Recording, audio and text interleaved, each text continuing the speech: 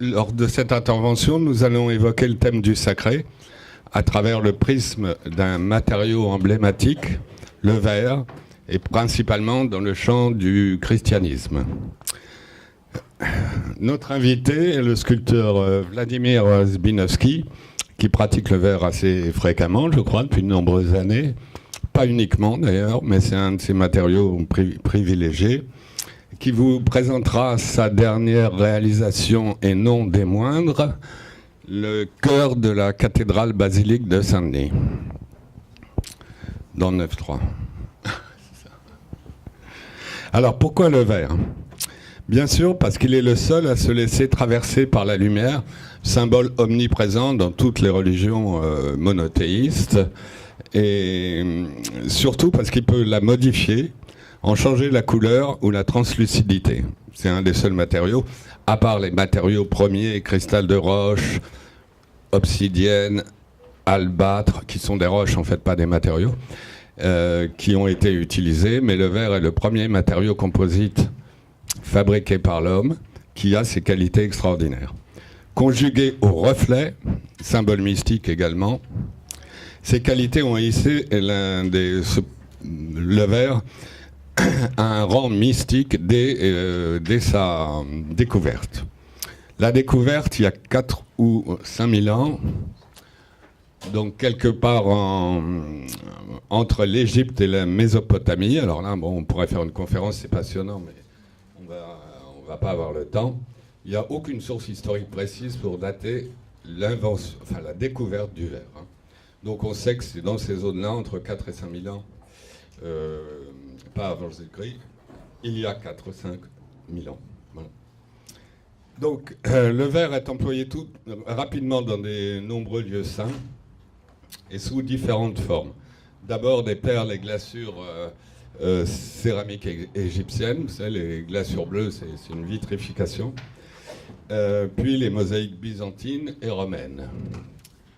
Voilà. Ensuite, à partir du 1er siècle, les Romains ou les Égyptiens, on ne sait pas vraiment, ont inventé le soufflage qui a permis de faire des gobelets, des objets utilitaires qui ont été peints, émaillés par la suite, etc.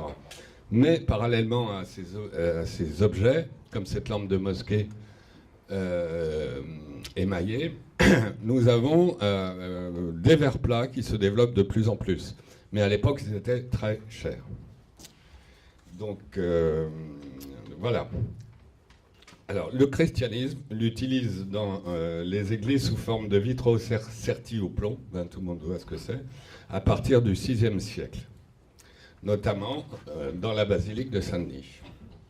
On a même des vitraux en albâtre à l'origine de la basilique de Saint-Denis, qui était une forteresse mérovingienne, enfin un lieu d'histoire dont il va vous parler peut-être.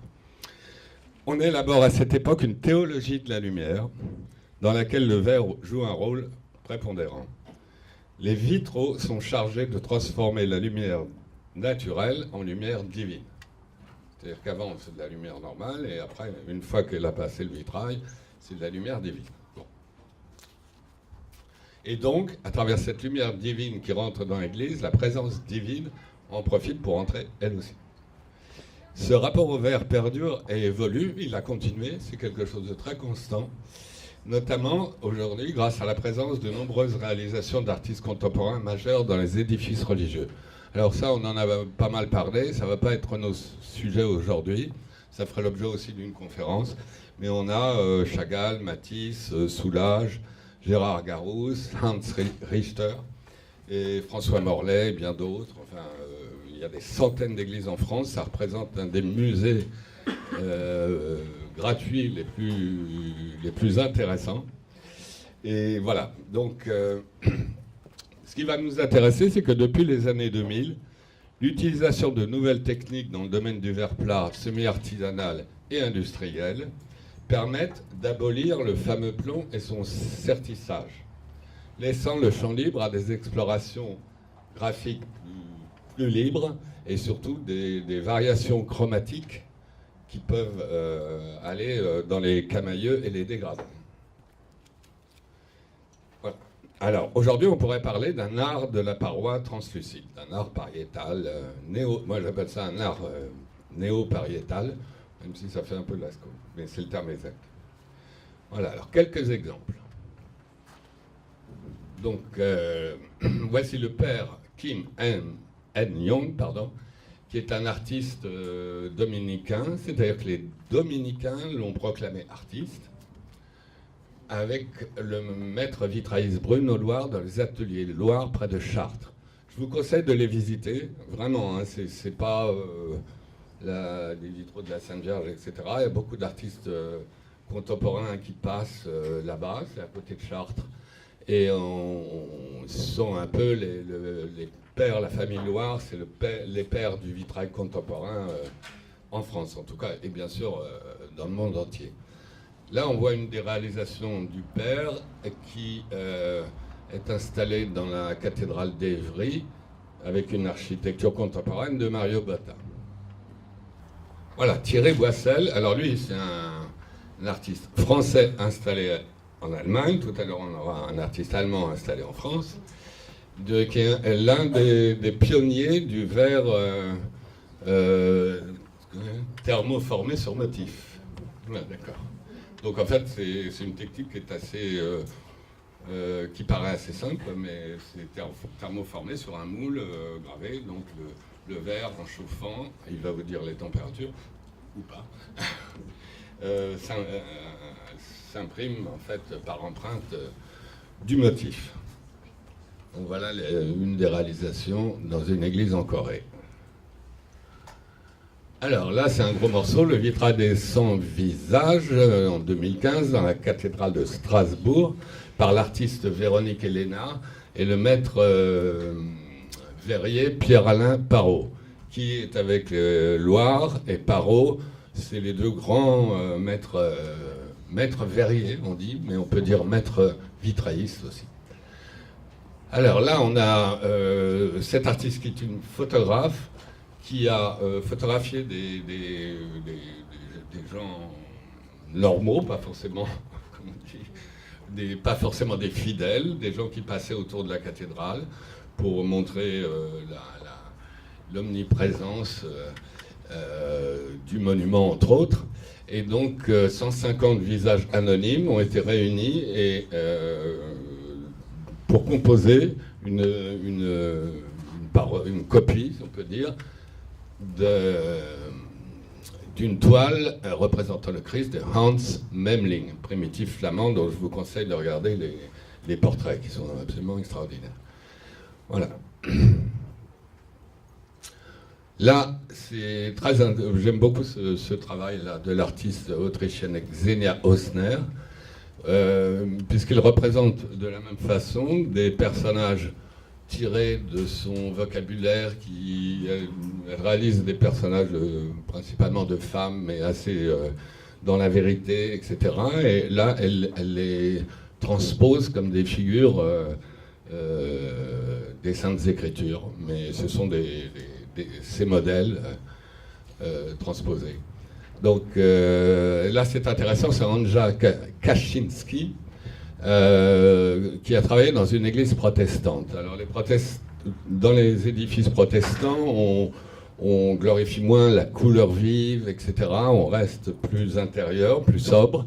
Alors donc on a des camailleux de gris qui sont, si vous voulez, réalisés à travers une technique de collage de plaques très fines, hein, qui font plusieurs millimètres, sur un verre flotte. Donc en collant ces plaques, elle arrive à créer les illusions de... Je ne sais toujours pas comment c'est collé. J'ai regardé, elle le dit nulle part. Soit à froid, soit au chaud. Oui, soit à chaud, soit avec des colluets.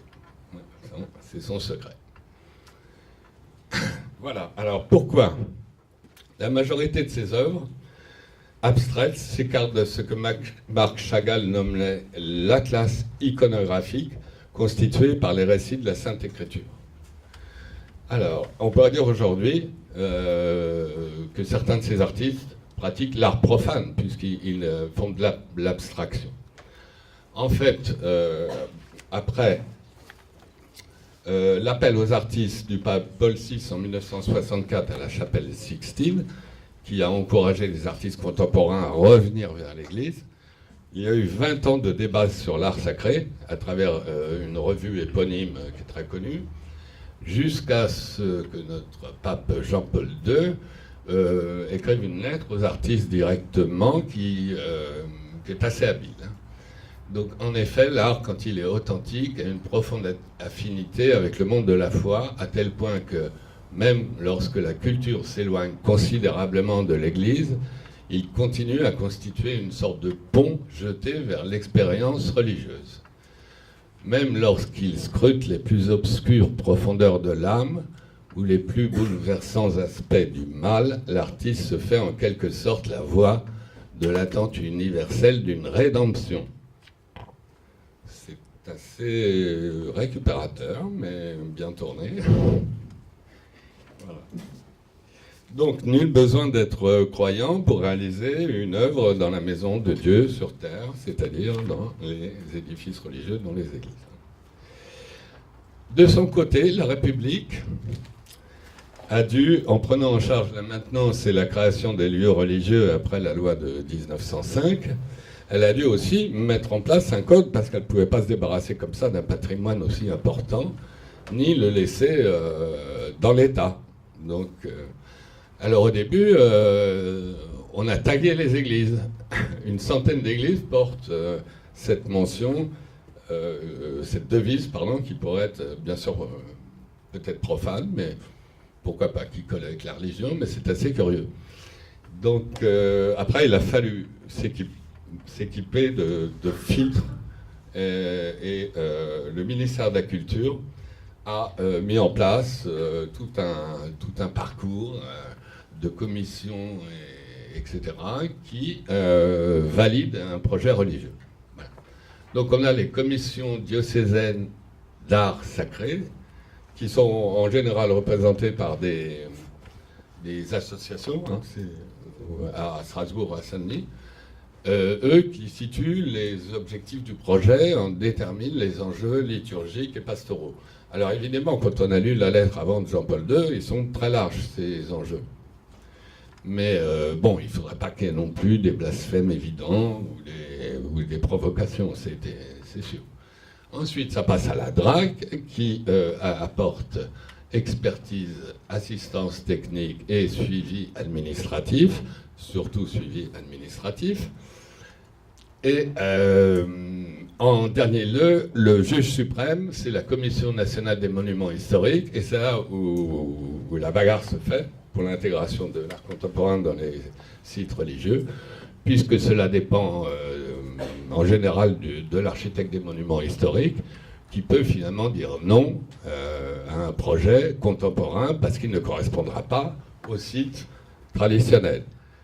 Donc, les plus audacieux ne sont pas forcément ceux qu'on imagine.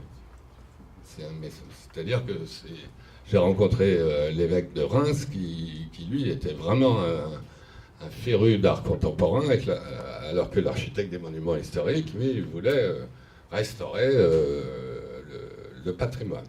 Donc, en fait, c'est un dialogue assez chaud, quand même. Alors, revenons au verre, et je vais vous présenter rapidement le travail d'Udo Zembock, qui est un ami et un sculpteur également qui pratique le verre. Donc, pour lui, tous ces filtres sont bénéfiques et stimulants. C'est-à-dire toutes ces rencontres. Ah oui, il est allemand, lui, il arrive à gérer les problèmes de contradiction, de conflit. Mais pour lui, c'est vraiment une chance d'avoir ce dialogue, plutôt que de faire des œuvres dans les galeries où les gens passent, font la moue, disent c'est bien, c'est pas bien, machin. Voilà. Donc il a commencé. Voilà. Donc il est allemand, plasticien verrier, c'est-à-dire verrier autodidacte, et il réside en France depuis 1978. Voilà, il a commencé dans les années 80 par nous faire un échantillonnage de surfaces colorées, hein, qui sont rondes comme une télévision, à peu près, qu'il proposait comme sculpture dans les galeries. Alors tout le monde se disait, bon, il va nous faire des télévisions à la Rothko pendant des années, mais il avait quelque chose en tête, évidemment. Donc ses influences, c'est la théorie des couleurs de Goethe, donc c'est une théorie principale que je vous conseille aussi d'étudier, puisqu'elle est le fondement de certaines des théories qui ont suivi sur la couleur, et qu'elle contredit et complète pas mal celle de Newton, et bien sûr de l'artiste Mark Rothko. Donc voilà ses premiers travaux. Alors, quelques mots sur sa technique. Voilà, il s'est installé à Menton, il a un atelier qui donne sur la mer avec un horizon qui est exactement conforme à ses plaques d'ailleurs, situé aux 2/3, enfin c'est assez incroyable. Et donc il va travailler sur du verre float. Je n'ai pas le temps de vous expliquer, mais enfin c'est du verre plat, quoi. Qui est stratifié, donc on en dispose de 4 à 5 couches ou 6, enfin bon ça dépend, mais au-dessus de 5 c'est un peu compliqué. Et donc là c'est recouvert par des émaux, des oxydes. Donc une fois que c'est thermoformé et chauffé à une certaine température, on obtient évidemment le rendu des couleurs. Alors le souci et le problème qu'on voit tout de suite, c'est qu'on travaille à l'aveugle. C'est-à-dire que la pièce mise dans le four est donc complètement différente du rendu. Et comme sa colorimétrie est vraiment extrêmement précise, imaginez le nombre d'expériences de travail nécessaires. Donc ça c'est important. Comme le père Kim En-young travaille, c'est l'abstraction avec des émaux qui vont être recuits. Et donc il refait des gestes, celui qu'on a vu au départ, là, et il peint avec des couleurs qui ne sont pas celles qui vont être rendues. Donc il y a tout un travail, comme les émaux céramiques d'ailleurs, de prémonition de la couleur, qui est vraiment très important.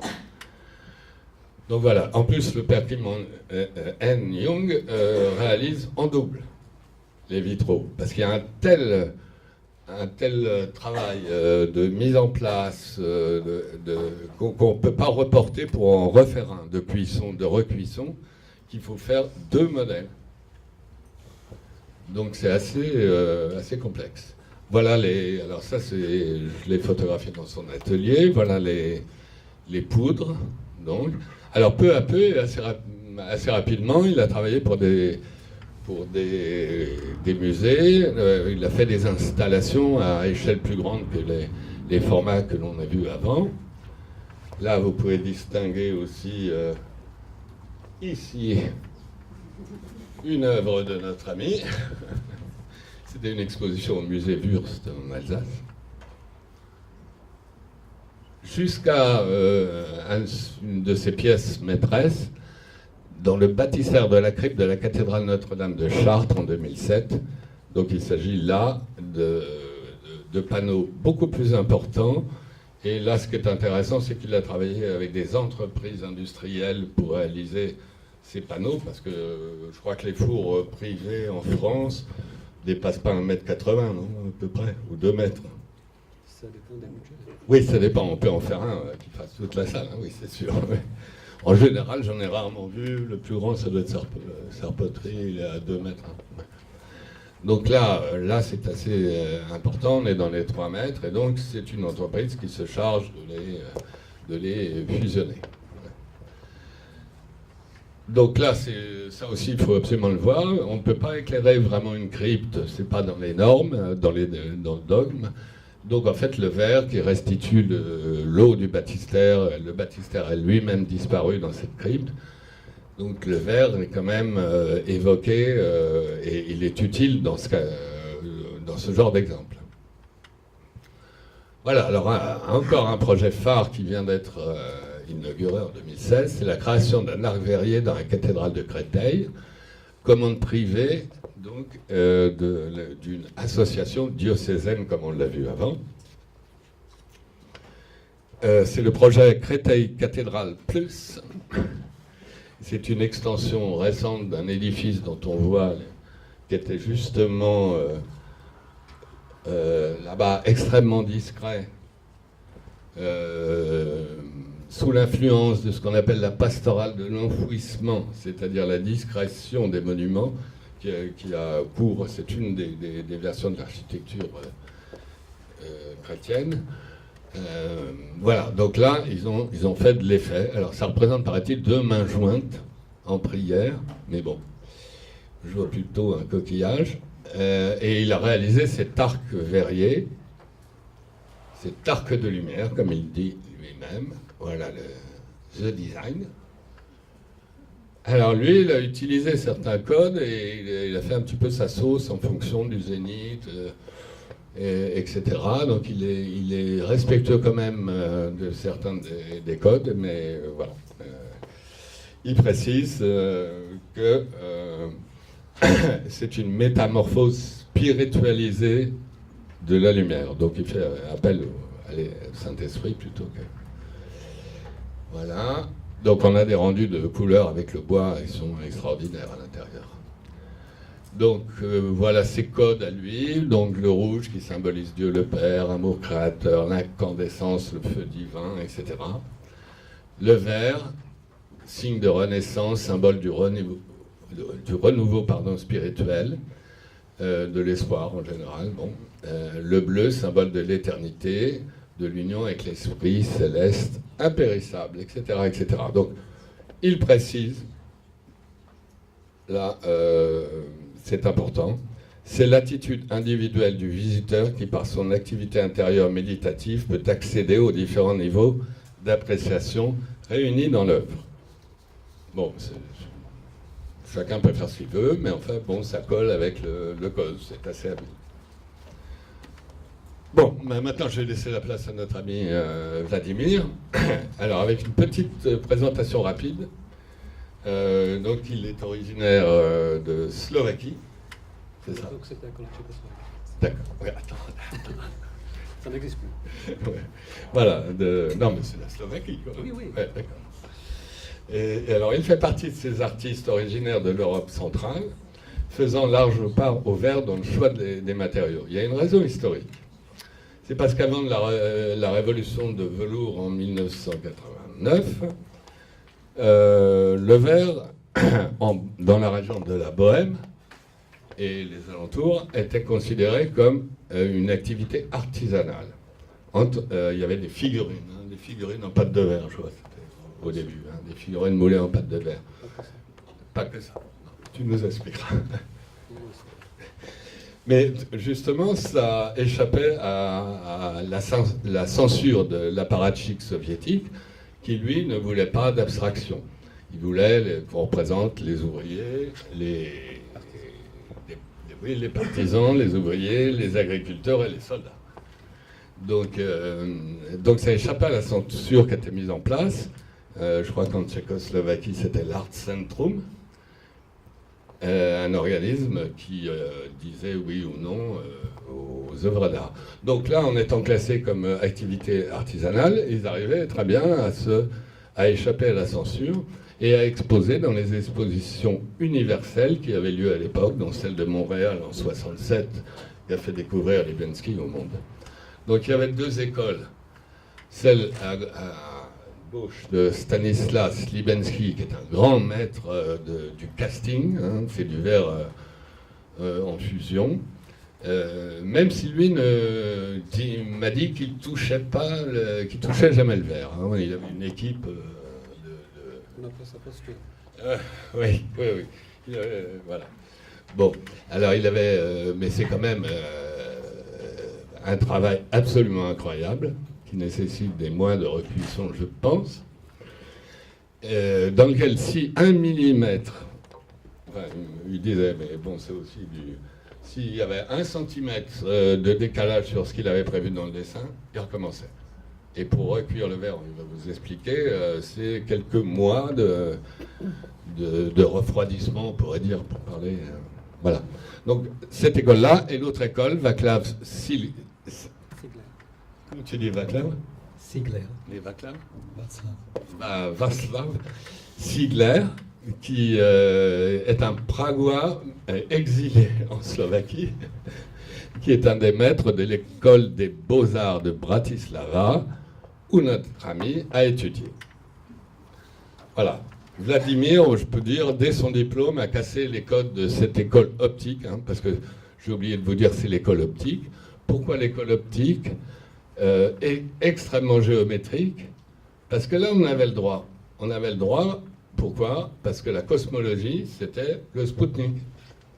Donc le Spoutnik, grande victoire soviétique sur les Américains. Donc on avait le droit, beaucoup d'artistes représentent des thèmes de la cosmologie, n'est-ce pas? Oui, parce qu'il a fallu glorifier les frères qui nous a libérés. Ah, il y a ça aussi. Voilà, donc cette école optique, Vladimir, dès son diplôme, a cassé les codes. Et il en a fait quelque chose que vous allez voir de beaucoup plus tectonique, presque organique. On peut dire que tu verses vers l'organique, en fait la matière vivante, mais ça tu vas... Et voilà, il est installé en France depuis 1993. D'accord. Voilà, je vais lui laisser la parole. Bonjour, merci pour m'inviter, pour me présenter, surtout présenter le projet pour la basilique cathédrale Saint-Denis, pour réalisation artistique de mobilier liturgique pour cette cathédrale et basilique. Pour me présenter rapidement, comme Thierry vient de dire, je viens de l'Europe centrale, j'ai fini mes études.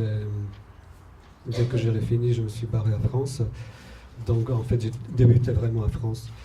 Je vais vous montrer un petit peu ce que je fais rapidement. Donc quand il a évoqué soi-disant que j'ai cassé un peu le code, c'est justement trouver l'idée, montrer que le verre peut être matière sculpturale, elle peut être exposée à l'extérieur, qu'elle peut être bien matière près du bronze, la pierre et d'autres matériaux de synthèse conceptuelle surtout. Parce que débarqué à France, je me suis rendu compte, touchant le verre, j'ai été mis dans le tiroir de l'artiste de l'art déco.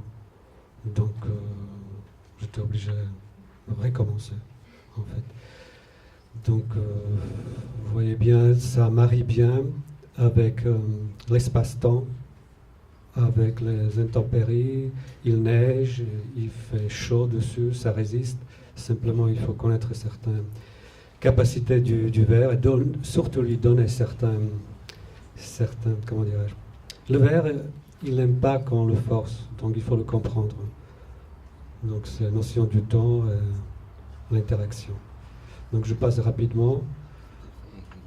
Voilà, pour passer tout de suite pour le projet de Saint-Denis.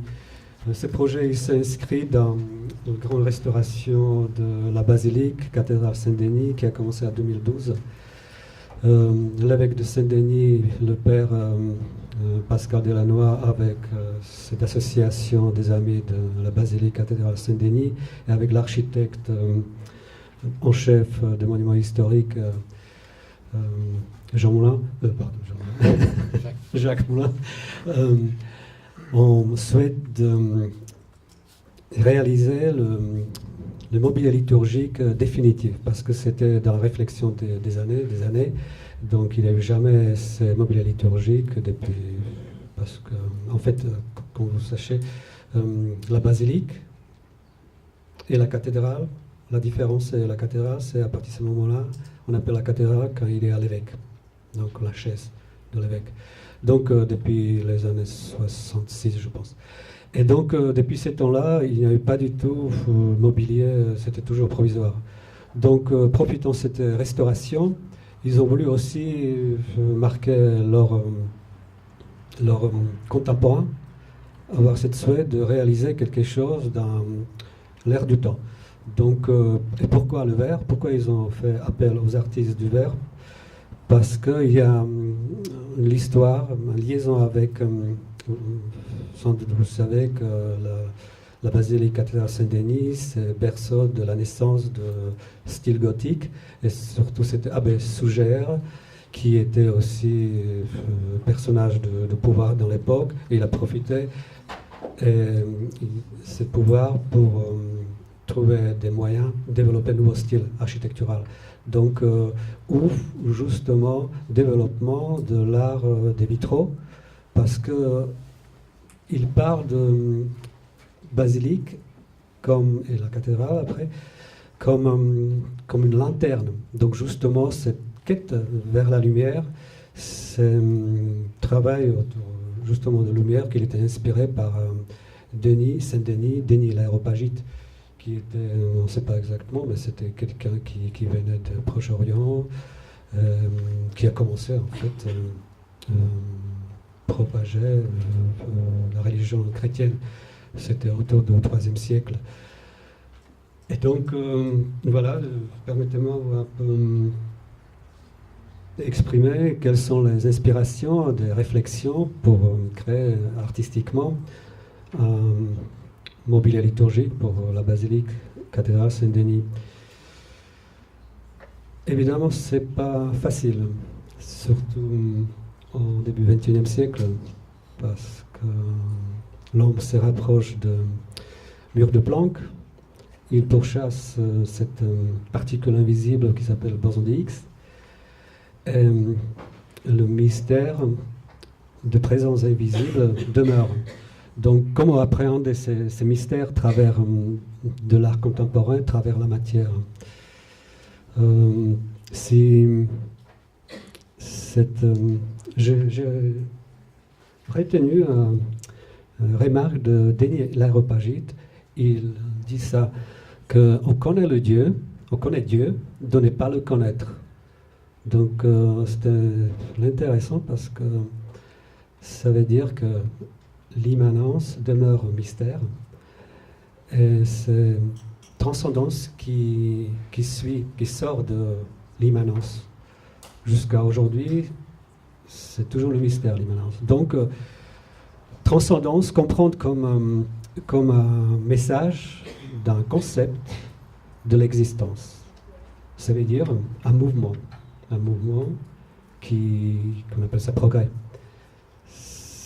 Dans l'Évangile, par exemple, de Saint Jean, sans doute vous avez entendu, même si vous ne fréquentez pas certaines religions, au début c'était le Verbe, et le Verbe s'est fait chair. Cette réflexion théologique nous invite à réflexion philosophique, mettre la matière en mouvement. Mais on s'interroge, quel mouvement? Est-ce que c'est le mouvement dans quelque chose de simple vers plus nombreux, ou est-ce que c'est un mouvement vers quelque chose de plus complexe, vers les structures plus complexes qui évoluent, qui donnent sa capacité qualitative? Donc c'est de l'idée poussée, exprimée à travers les deux matériaux, la pierre et le verre. Et de le mettre dans certaines interactions. Pourquoi la pierre et pourquoi le verre? Parce que ce sont quand même deux matériaux plus... La pierre, c'est quelque chose dans le mouvement géologique de l'univers, c'est quand même une matière plus tangible au niveau du temps. Pour comprendre un peu le temps dans la spatialité. Et l'homme toujours choisit la pierre pour délimiter le passage entre le monde physique vers le monde métaphysique. Ici, pour le projet exactement, on a choisi la pierre par le symbole. C'est le porphyre qui vient d'Arménie. Pourquoi d'Arménie? Parce qu'Arménie, c'est un lieu chargé de l'histoire judéo-chrétienne. C'était le premier pays qui a accepté la religion chrétienne comme religion officielle. Et pour d'autre part, la pierre vient de carrière qui se trouve à côté mont Ararat. Dans l'Ancien Testament, c'est là, après déluge, le Dieu renouvelle alliance avec l'homme par signe de l'arc-en-ciel, par diffraction de la lumière. Et pourquoi le verre et verre optique? Parce que c'est aussi une expression de quelque chose qui est représenté dans notre XXIe siècle. Quotidiennement, je l'exprime un peu plus tard, mais c'est comme un médium, comme un passeur. Donc, essayer de mettre toutes ces deux matières à interaction, d'exprimer ces mouvements. De mouvements avec telle façon que le bloc de verre, ici, pour l'hôtel, qui pèse à peu près 1 tonne 400 kg de verre, donc c'est un monolithe, posé sur un bloc de monolithe en pierre, tout simplement. Et c'est dans ces moments où le verre prend empreinte de la surface de la pierre, c'est peut-être là où se manifeste ces présences invisibles qui se présentent par la réflexion de la lumière. Et justement, ça veut dire comme si cette réflexion envoie dans l'espace vide qui nous évoque ce verre optique. Notamment, c'est pour ça que c'était important de travailler avec le verre optique, parce que c'est vide qui représente pour l'homme suivant la peur. Mais en même temps, elle nous provoque l'espace, il est en attente. Et cette provocation de l'homme, toujours de le remplir, et remplir avec nos émotions, nos sentiments, qui sont à l'origine de nos imaginations et nos créations. Et justement, c'est là, c'est exprimer cette idée de transcendance. Ça veut dire qu'il y a une interaction entre la matière. Quelle matière? Matière cérébrale, humaine, par rapport avec le vide. Ça veut dire, à partir de ce moment-là, on pourrait parler que cette réaction, cette interaction, c'est travailler cette transcendance sur l'idée de émergence. Ça veut dire que justement, c'est peut-être ça, ces moments de sacré ou de mystère, qu'il y a toujours, par rapport avec deux phénomènes dans notre monde spatial, temporaire, cette interaction entre deux choses qui créent de nouveau quelque chose de nouveau. Donc on appelle ça la création. Donc c'est par ça que j'essaie un peu de rechercher un nouvel regard sur la spiritualité et le sacré. Concrètement, tous les deux, en fait, il y a eu trois éléments à réaliser pour la basilique cathédrale Saint-Denis. L'autel, l'ambon et la crypte. Dans la crypte, quelque chose qui symbolise aussi religion chrétienne et qui, une fois, parce que je ne sais pas si vous savez bien que c'est aussi un musée, donc quand on visite la crypte, pour savoir exactement où est le cœur de la basilique cathédrale. Donc pour l'ambon, pour expliquer, l'ambon c'est le lieu de la parole. Ici, c'est le bloc dressé comme une stèle, sur lequel il y a un bloc de verre optique qui s'adapte dans une forme d'un livre ouvert. Le jeu, c'est exprimer que ce livre qui se réverbère dans ces verres optiques, comme dans un kaléidoscope, c'est exprimer en fait une multitude de réinterprétations de la parole dans l'espace-temps. Ça veut dire qu'est-ce qu'on a vu ou on a compris dans le passé, aujourd'hui, on peut le réinterpréter différemment. Donc, le livre est posé, la parole est prononcée, le livre est enlevé, et sa continuité de livre continue dans la réflexion de la lumière. Donc c'était un peu l'idée autour de, vous voyez, c'est une multitude de réflexions de l'empreinte qui était le désir d'exprimer de multitude d'interprétations de la parole. L'autel, c'est un lieu de l'Eucharistie, c'est une table qui s'est fait de passion et de la scène, et c'est aussi un lieu dans la région chrétienne où est constamment un renouvellement de l'alliance entre Dieu et l'homme. De nouveau, dans le remarque de Denis l'Aréopagite, il dit que notre monde physique chemine vers le monde métaphysique à travers la lumière. Ça me donnait l'idée, justement, d'utiliser l'autel comme un intermédiaire pour relier la crypte avec le cœur de la basilique. Donc, je proposais excaver, ouvrir, en fait, une sorte de puits de la lumière, en fait, ouvrir en forme de la croix grecque. Pourquoi grecque? Parce que c'est aussi un symbole, liaison avec la première commencement de religion chrétienne, avec la crypte. Donc, à travers la pierre, il y a un cheminée qui permet de projeter la lumière au sol de la crypte, près de la tombe fictive de Saint-Denis. Donc ça permet d'ouvrir une sorte de flux d'énergie. Aussi souligner la verticalité de l'architecture. Justement, aussi souligner deux mouvements symboliques. Faire rentrer la lumière dans la crypte, éclairer la crypte, donc rentrer la lumière dans les ténèbres, dissiper les ténèbres. Et en même temps, la mémoire de Saint-Denis qui s'irradie à travers ces blocs de verre, à travers de l'autel. Donc le passé, notre présent et le futur est lié par cette présence invisible qui est manifestée par la lumière. Donc je vous remercie pour votre attention.